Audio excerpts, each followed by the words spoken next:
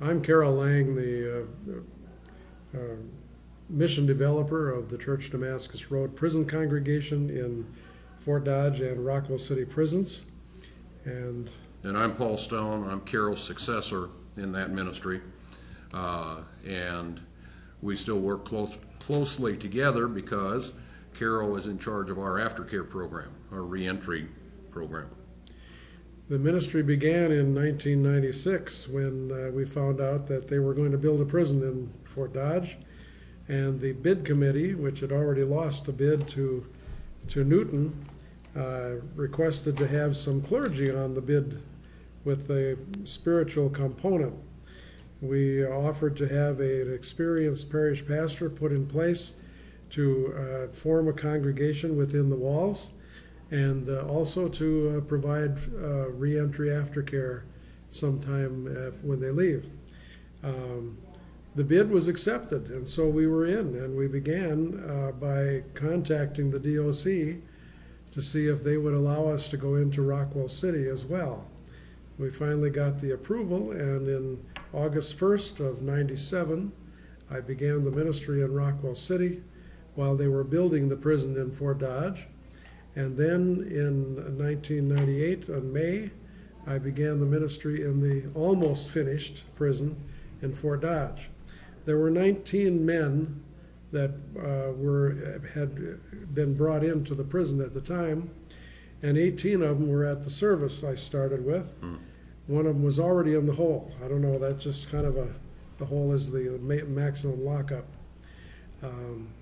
We were in a small room, only held 35, and we filled that in the third or fourth week of our having outside people come in and join us for worship, and between the prisoners and the outside, we were overflowing, so we had to have a second service.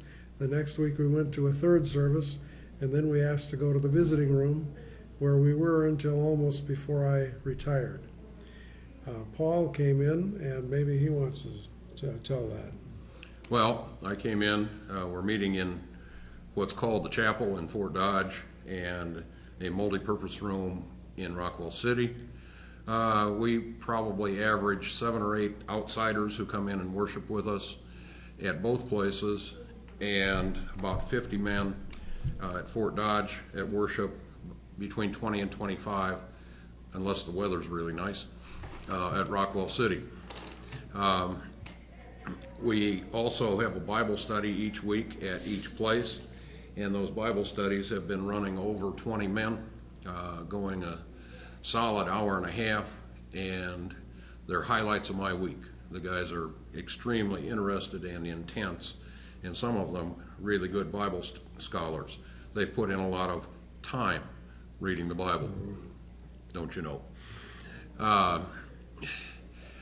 My background, following seminary, I chose not to get ordained, but to go into corrections or community organization work. Corrections came first, so I started as a counselor at the maximum security juvenile facility in Joliet, Illinois, supervised counselors at 2 minimum security facilities, and then ran a work release center in Peoria.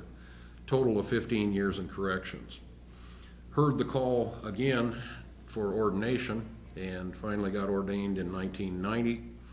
Did 18 years in parish ministry, and then when Carroll announced that he was going to retire, I sought to become his successor.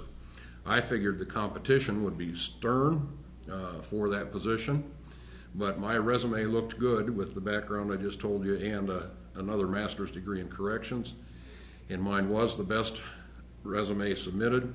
It was the only resume submitted. But I have felt comfortable. I enjoy working with the guys, and I really do believe lives are being changed by them working with and on each other and our interactions with them. You might mention the Brothers in Blue component, Carroll. Early on, I'd been working with Brothers in Blue, which is a form of Cursillo, Via de Cristo, Walk to Emmaus, Tres Dias, whatever program or ministry that you may be familiar with. We do it inside the prison, starting Thursday afternoon through Sunday night. And I'd been working with that in Fort Madison and Mount Pleasant, and so we wanted to start. It took a little while to get the okay, but we got it rolling, and we do 2 a year in each, 2 weekends a year in each of the 2 institutions, which means that every 3 months you're getting ready for another one. But it's very well received, and it really turns a lot of guys, onto the Spirit, and they start thinking about what it means for their faith to come alive. And it brings a few more in the door, and that's really great.